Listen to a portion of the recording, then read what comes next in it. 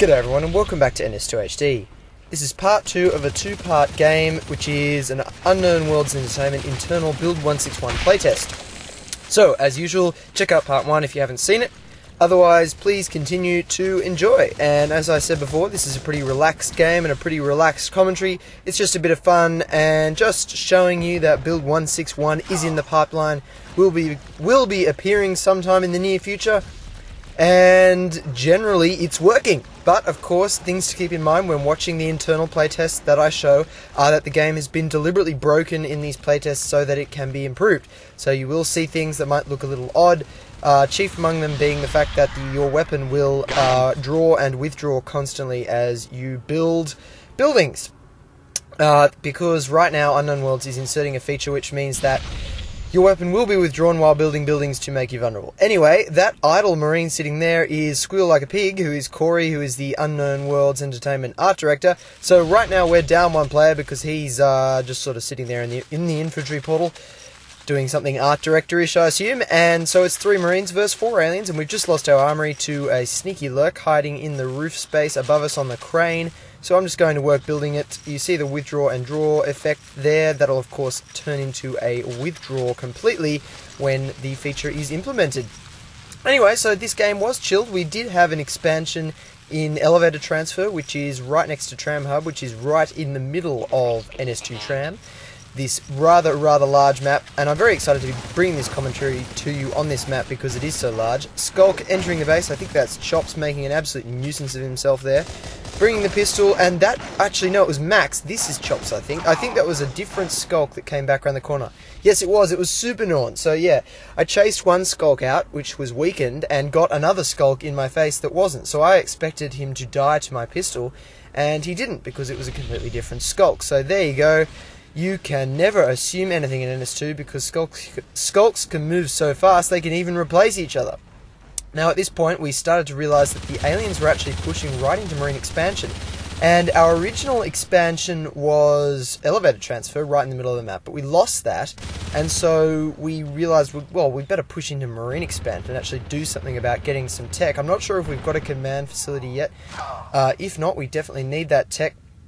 Very well placed Hydras in that vent. Very creative positioning of those Hydras, I thought. Very hard to kill them because they are very well protected in that vent. It's very hard to hit them due to the rifle's spread. If a Hydra is out in the open, you can usually hit it with almost all your shots, but when they're in the vent like that, they are quite well protected, so I'm going to be butting my head up against those Hydras a lot in this game because they're just so well placed and we really need to take them out. Just coming in as Max kills Monsieur Evil, our original commander. I'm going to get better at saying that. I take down Super Norn with a pistol before Max comes out of the hologram room and completely owns me up just like he did Monsieur Evil.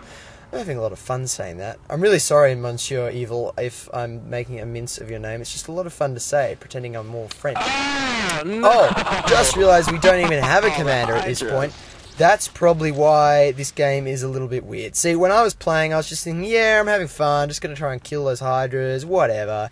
Wasn't even thinking, oh dear, we don't even have a commander. So the reason we're not getting any tech research is probably just that. We don't have a commander at the moment. I'm making an embarrassment of myself here. Oh dear, I can see the hits going down there on Super Dawn, but just not enough. If you land a single direct hit on a Skulk with a shotgun, they will die, at least with level 1 armor.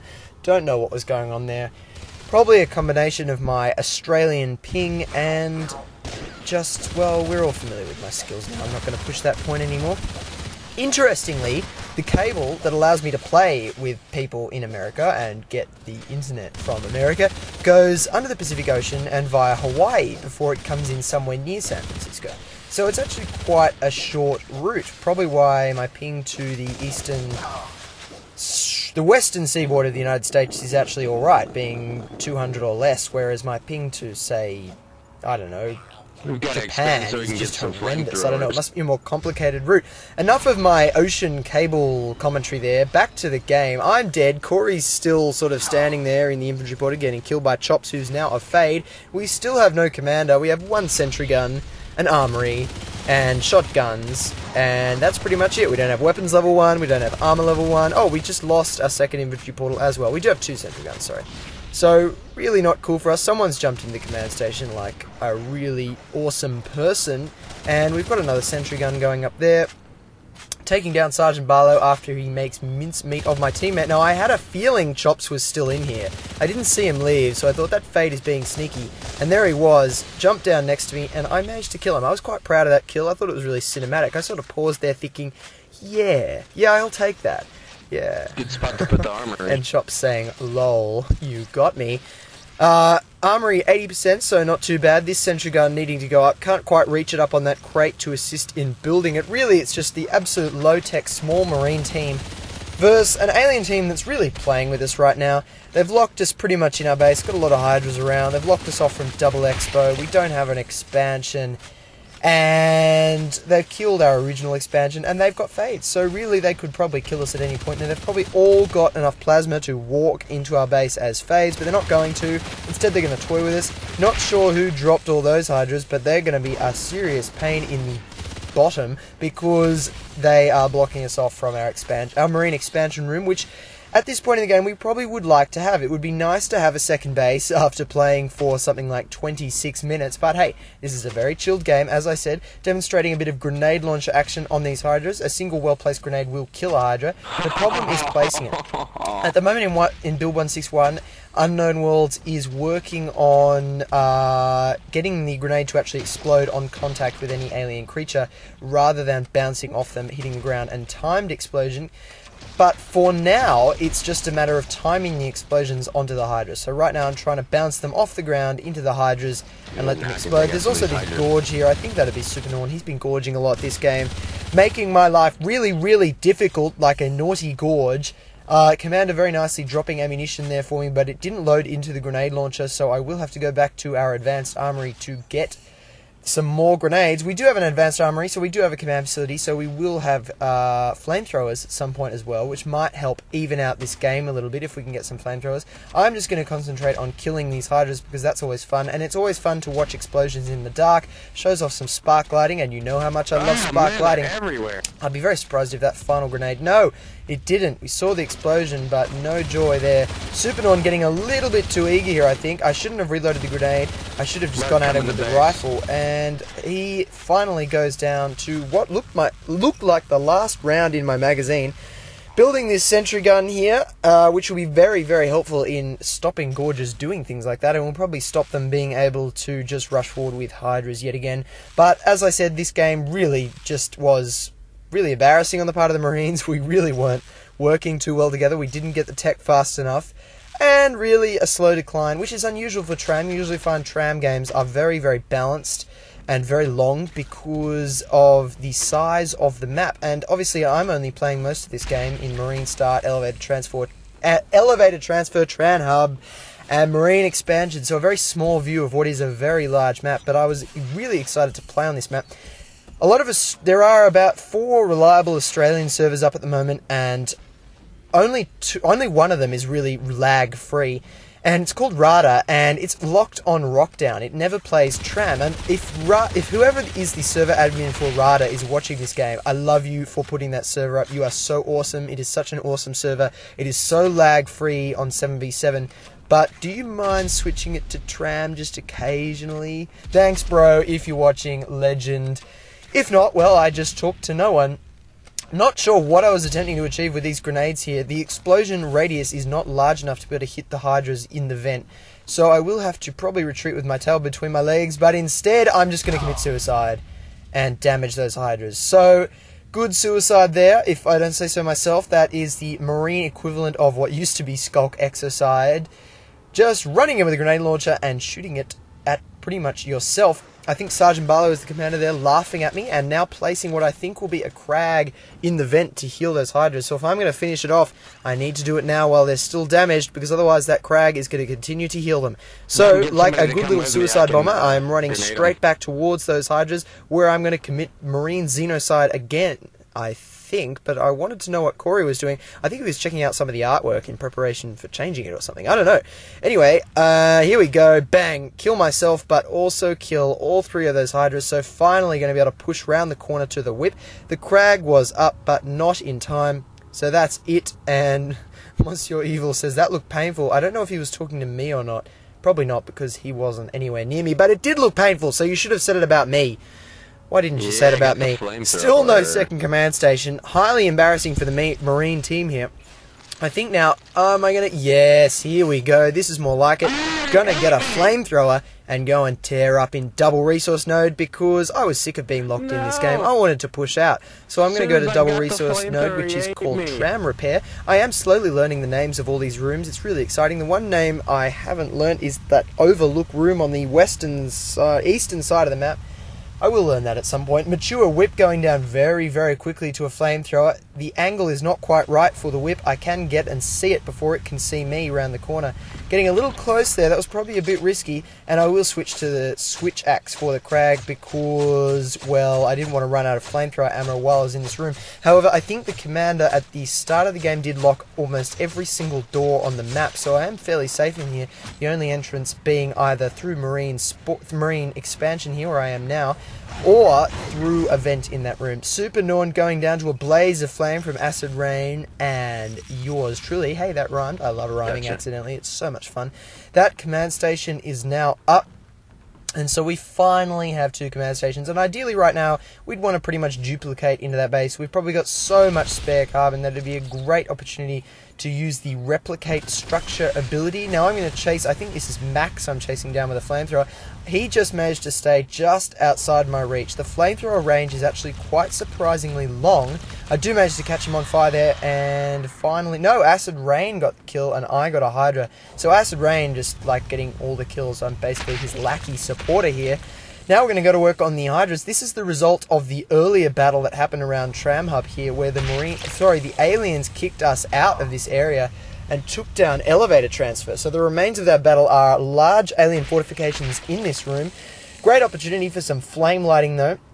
The original flamethrower video I didn't do the flamethrower justice because at the time the flamethrower lighting was not fully implemented. Now it is more fully implemented and the flamethrower itself casts light as well as the burning objects that it touches. So very beautiful to look at, especially in a pitch black room just after a power node goes out. So always have a go at doing that. If you get a chance to use a flamethrower as a Marine, find a dark room and burn some aliens in it. It's not only tasty and nutritious, as long as you stay away from the green bits, mind you, but it's also very pretty to look at. Switch to the pistol there because I thought I was going to engage that fade from range, but it came again close, so I'm trying to get flames down it, but he is just so strong. This is a great demonstration of how tough fades are against flamethrowers. It's very possible to take down a fade with a flamethrower. Accidentally killing Max there. I wasn't even really trying there. My lightsaber of death lancing out and getting him there accidentally. Second fade escape though, and we do move into those Hydras. I don't know what I was thinking. I just ran at those Hydras. You could see how chilled out we were. It's not like we were smoking weed or something. We were just like, yeah, we're gonna fight. We're gonna fight a little bit, maybe. And we sort of just fought in a really chilled manner. I'm starting to run out of plasma actually. I started this phase of the battle with about 120 plasma and I've run myself down to 39 plasma.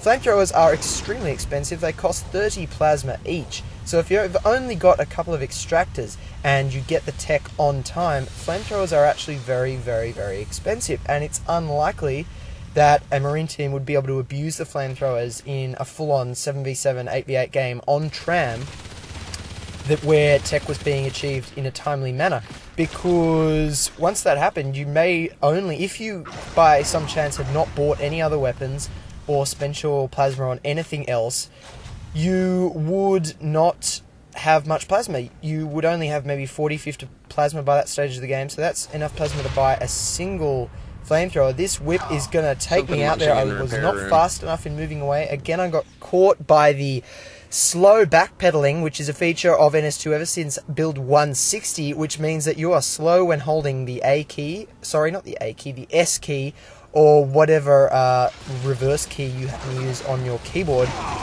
Oh, going down straight out of the infantry portal there. That was very unfair, and notice I just bought the flamethrower. The best kills you can get as an alien are Marines humping the armory just after they've bought a flamethrower. It's just the perfect moment for a kill, because they spend all their plasma on that weapon and then you just kill them. So it's a complete waste of plasma. And notice that now I have to move out with a rifle.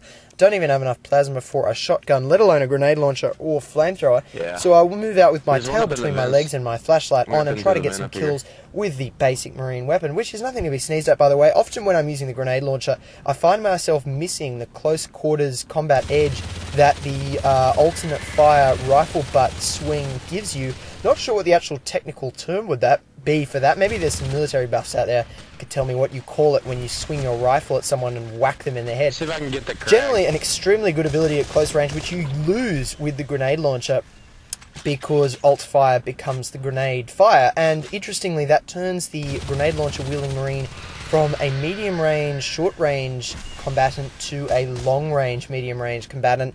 So definitely good for skulks to go after grenade launcher wielding marines, because unless they get a direct grenade launcher hit on your face, you can kill them, because if they fire a grenade at their feet, they will kill themselves because it'll explode and kill them because there is friendly fire on yourself, personal fire from grenades.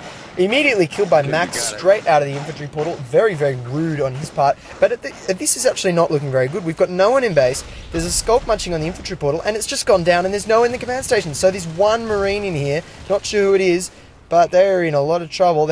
Max does go down, but we have no infantry portal. There's a fade waiting just in the corridor towards marine expansion. So we could very well lose the game here, and we just did. I'm not sure why that happened, and we did sort of auto-spawn there. I think it's because Build 161, Unknown Worlds was playing with the victory conditions, and one of the victory conditions they temporarily put in was all infantry portals dead equals alien wins. So that's a little bit different from Build 160, just because, as I said, Unknown Worlds messes with things while they're fixing things. It's one of the things they messed with, so don't read into that too much. And I hope you've enjoyed this two-part commentary, guys. That's it from me for now. Thank you so much for watching, and as always, please subscribe if you're enjoying my videos. See you all later.